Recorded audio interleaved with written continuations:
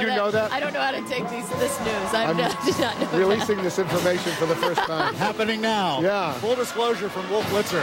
Baritone saxophone. Oh, Yeah. I see you as a baritone saxophone Really kind of bad. guy. Really It's bad. Okay. It's okay. It's a good thing because maybe you might not be sitting here with us right now Exactly. had you turned out to be a great saxophonist. Now you know why I love these marching bands, because I relate. These are my people. These are your people. You just wish you could just be them someday. Yes. You know, someday. I was a really bad baritone saxophone player, but I enjoyed the march. It must have been so cold. You know, your lips were probably freezing to the No, we instruments. did this in the summertime. Oh, this was in the summertime. Okay, Now, that makes sense. Now we're seeing that's actually Senator Max Baucus. This is the Montana delegation. Wow. Montana senators, congressmen, and governor will be joined by members of their staff and family to march in this inaugural parade. Senator Max Baucus, a very important senator, chairman of the Senate Finance Committee. He will be very important this coming term if we do move towards any tax reform measures. Senator John Tester. Since 2007, we're just looking at all of the members of the delegation that are here, and there we're finally seeing more of those some 200 animals we've been hearing so much about. You can mark 4 off the list. Exactly.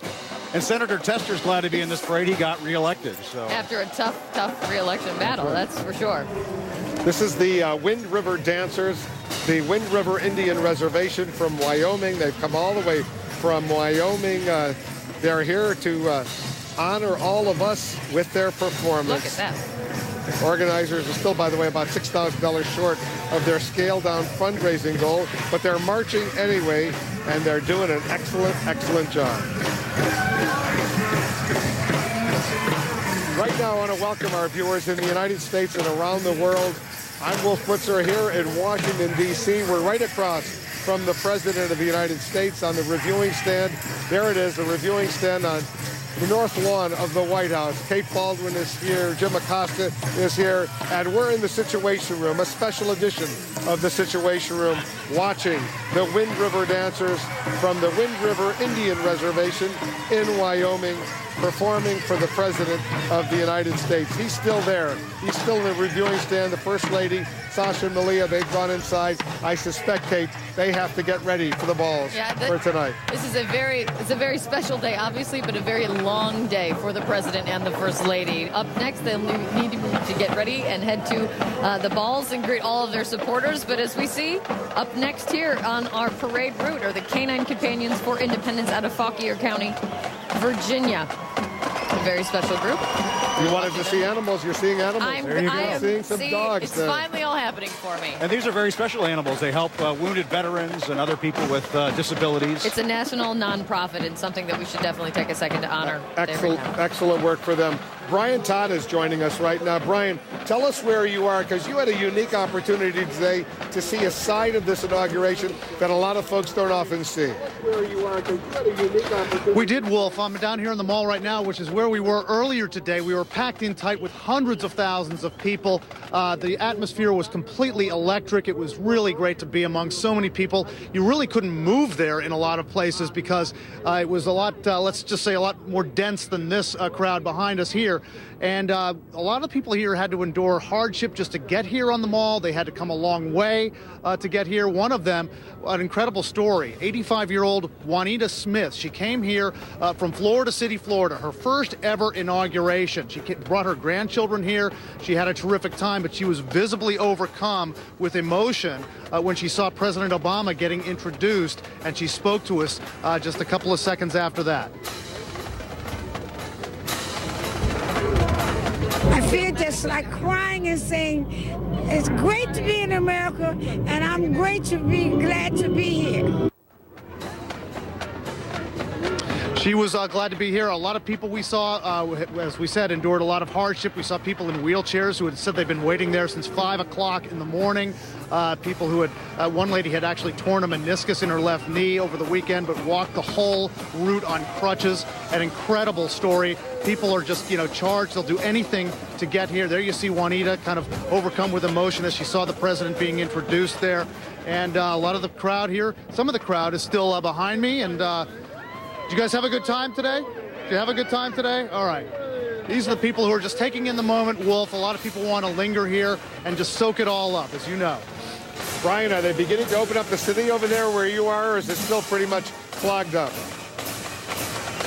A lot of the venues here are opening up, Wolf. You can walk pretty freely around here. I know it's not like that where you are by any means, but a lot of the gates have opened up. People can walk on and off the mall. Vehicle traffic still very restricted, but it is a lot, just a lot more open than it was hours ago. Was there a moment, Brian, in your reporting today, and I know you spent a lot of time with folks out there, was a moment that really jumped out at you and you'll never forget? You know, it had to be the moment with Juanita Smith. Here she is, 85 years old, and she told me in one of the clips that we did with her that, you know, in her lifetime she had endured a lot of hatred. That's the word she used, hatred between the races, tension between the races. And she was just so proud to be here. She'd waited all her life for a moment like this. There you see her again. She was just incredibly overcome with emotion when the president was introduced. And, you know, I don't think any of us who witnessed that will soon forget it. I think you're absolutely right, Brian Todd, with a rare moment indeed. This is the Pearl River Community Marching Band from Mississippi. They're moving along together. I guess there's still a few more, Kate. They're not done yet. They're not done yet. You want parade? We've got parade for you. We've got quite a ways to go and a lot of special performances ahead. And we're watching. John King is watching as well. John, you've had an opportunity to take a close look at this special, special day in American history. And, Wolf, this is a time when everybody, all Americans, whether they're here in D.C., whether they're watching at home, whether they're Democrats, Republicans, Independents, somewhere in between, everybody can and should enjoy this. This is a celebration of our democracy. It is a nonpartisan parade. Obviously, the stamp of the president and the vice president on the parade. But let's get some perspective at the end of this day on where we are, because the parade, I think we can all love. If you look at the commentary already out about the president's speech, there's a wide range of opinion about whether it was a good start to the second term, whether it was too partisan. One commentary, David Gergen was just reading to us, said it was pedestrian. So let's get around our group here, and I'm joined by Cornell Belcher, who reports as an aide to the Obama campaign, a Democratic pollster, Ari Fleischer, Republican, worked in the George W. Bush White House. Our chief political analyst, Gloria Borchard's with us. David, I just mentioned, and our chief White House correspondent, Jessica Yellen. Let me just start with you, Cornell. The beginning of a second term, there was a speech in which the president was groundbreaking on gay rights, laid out an agenda, climate change, immigration, gun control. Some of those are issues he could have tackled in the first term, but generally shied away from. Your reaction, where you think we are at the moment at this evening? Well, I think sort of what's big about this speech, and I think, you know, look, budget battles come and budget battles go. What's big about this speech is the gay rights stuff. And I don't think we've ever seen a president bridge our founding fathers to Martin Luther King the way he did it. He clearly put Martin Luther King in the moral and ideal continuum of our founding fathers. And then it gets interesting because he then used that to pivot and put Stonewall in the same space as Seneca Valley and Salem, which is not without controversy, because understand a lot of civil rights leaders from that era resist putting the gay rights movement within the civil rights movement. So I think when a lot of this has gone and passed, we will remember the bigness of the gay rights stuff. Was it a big speech? Was it a partisan speech? Well, it was both. It had elements of both. And let me agree with what Cornell said here, because I want to hit this gay issue, because I think there is something profoundly important here for society as we change and as we evolve. I couldn't help but notice the man who signed the Defense of Marriage Act, Bill Clinton, was sitting behind him. A man who came into office opposed to gay marriage changed his position in the course of his presidency. The president you worked for closed every speech in 2004. Looking for a constitutional amendment to ban same-sex marriage. And I do think there is something healthy about this change in our society, and I welcome it. What I didn't welcome, though, was the most polarizing president we've had in recent years became even more polarizing today, in my judgment. This was a speech for the 51% that voted for him. There really wasn't much else for the 49% who did not. It was a speech that talked about mostly collective action by the government. And when you look at the biggest issues we face of this era, it's the yawning deficit, the trillions of dollars of debt. And the president didn't really talk about that. He talked about we're not a nation of takers, but what he didn't say is we've become a nation of debtors. And that's the big issue of his era. Well, the president clearly is a smart man, a smart politician. He's also a writer and a thoughtful person. If that is the speech, if the speech is as Ari described, why would he decide to give that speech? What's the political goal? This is the last time he's getting sworn in as President of the United States. That's why. I think it's Martin Luther King Day. Martin Luther King was courageous. I think this president, and David Marinis made this point, he was on our air earlier, presidential biographer, that perhaps the president had some sense of guilt about not doing gun control, and that it took Newtown to get him to do that. And so this is the speech you get to give once. And I think there may have been a sense he wanted to be aggressive because he could, and because he had to set out what he believes. He said, I'm not going to get all of it. Don't let the perfect, nothing can be perfect. But I do believe he decided, why not, essentially. We should make note, we're watching the presidential parade. As you can see, it is darkness here in D.C., but the parade continues. The president is still in the reviewing booth. David Gergen, he's enjoying this celebration of the parade here, and you see the smiles. He's been actively involved and engaged with the groups as they go by, dancing at some points. He's going to go to the balls tonight and party. But he was saying something in that speech about what he wants to do in the next 4 years, and you know full well from your service in the White House that a second-term president has a window. Could be a year, could be 2 years, but he laid out those goals. Now what? Well, I think we'll wait and see. But, John, in my judgment, this was one of the most important speeches of his political career because it was the clearest statement of his political philosophy and his principles. I think he argued basically that in the first term he inherited, an economic crisis. He inherited these wars. But now that we're moving out beyond that, here's where I want to go for the country. This is the opportunity that I see for us. If this were a foreign policy speech, I think we would call it the Obama Doctrine. And it essentially was the firmest commitment we've seen to a progressive agenda. And that's why the liberal community is singing hosannas tonight, why there are a lot of people in this city who are very happy. This is a populist speech. And yet the reviews are also starting to come in now from conservatives who are holding back. They're starting to say, wait a minute, he really almost declared war. This was not about unity. This was about what I want to push through. But Jess, if this is about who he is, I assume he also wants to be, does he? I guess let me pose it as a question.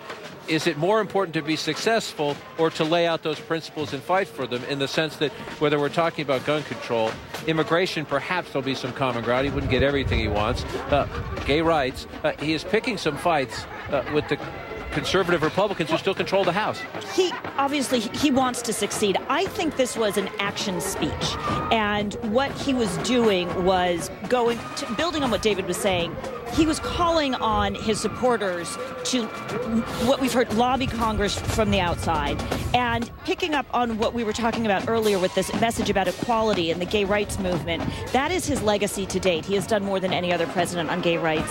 He also, though, expanded Martin Luther King's vision, not just to extend to gay Americans, but also to extend to Latino Americans. His next paragraph was about immigration reform.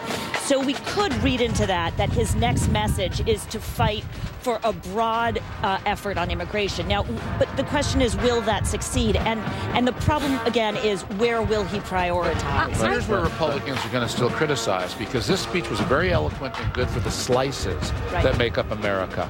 But it wasn't good for all of America, and that's what Republicans are going to point out. We'll continue our conversation in just a moment, but let's get back to the parade. You see the Republican member of the Bush cabinet, Ray LaHood, the Transportation Secretary, there. I believe this is the Coast Guard Band. Let's listen. At home and abroad.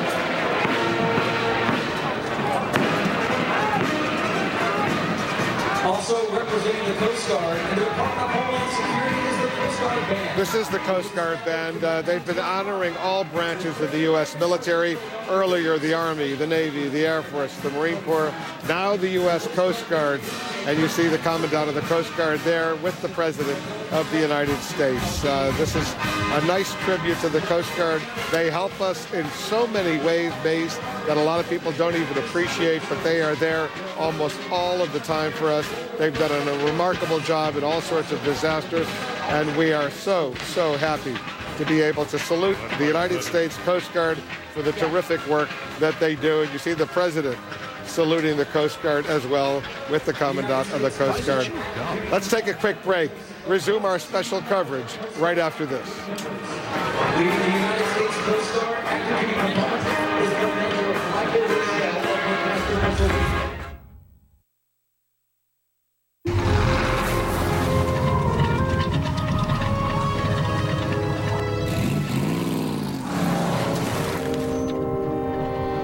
So how did it go? Well, Dad, spent my childhood living with monks learning the art of deal making. You mastered monkey-style kung fu. No, Priceline is different now. You don't even have to bid. Master Han?